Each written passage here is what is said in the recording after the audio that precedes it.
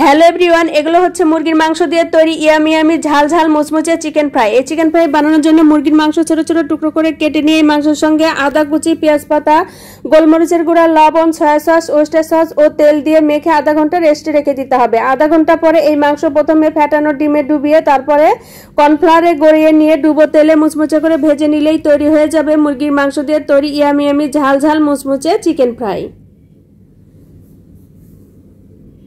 Hello everyone, এগুলো হচ্ছে মুরগির মাংস দিয়ে তৈরি ইয়ামি ইয়ামি পাকোড়া। এই পাকোড়াটা বানানোর জন্য মুরগির মাংস ছোট ছোট টুকরো করে কেটে নিয়ে এই মাংসের সঙ্গে আদা কুচি, পেঁয়াজ পাতা, গোলমরিচের গুঁড়া, লবণ, সয়া সস, ওয়েস্টার সস, একটা ডিম ও গুঁড়ামরিচ দিয়ে মেখে আধা ঘন্টা রেস্টে রেখে দিতে হবে। আধা ঘন্টা পরে এই মাংসগুলো কর্নফ্লাওয়ারে এইভাবে চেপে চেপে লাগিয়ে নিয়ে ডুবো তেলে মুচমুচে করে ভেজে নিলেই তৈরি হয়ে যাবে ইয়ামি ইয়ামি মুরগির মাংস দিয়ে পাকোড়া রেসিপি। হ্যালো এভরিওয়ান, এগুলো হচ্ছে মুরগির মাংসের পাখনা অথবা উইংস দিয়ে ইয়ামি ইয়ামি চিকেন ফ্রাই। এই ফ্রাইটা বানানোর জন্য প্রথমে মুরগির মাংসের পাখনা দুধের মধ্যে আধা ঘন্টা ভিজিয়ে রাখতে হবে।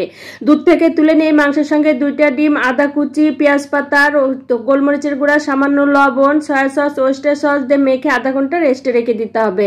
আধা ঘন্টা পরে বেডক্রামে গড়িয়ে গরম তেলে মুচমুচে করে ভেজে নিলেই তৈরি হয়ে যাবে মুরগির মাংসের পাখনা। হ্যালো এভরিওয়ান, এটা হচ্ছে স্পাইসি চিকেন উইংস রেসিপি। এই রেসিপিটা বানানোর জন্য প্রথমে চিকেন উইংস ছোট ছোট টুকরো করে কেটে নিয়ে এর সঙ্গে আদা কুচি, পেঁয়াজ পাতা, গোলমরিচের গুঁড়া, লবণ, soya sauce, oyster sauce, half cup তেল ও গুঁড়ামরিচ দিয়ে মেখে আধা ঘন্টা রেস্টে রেখে দিতে হবে।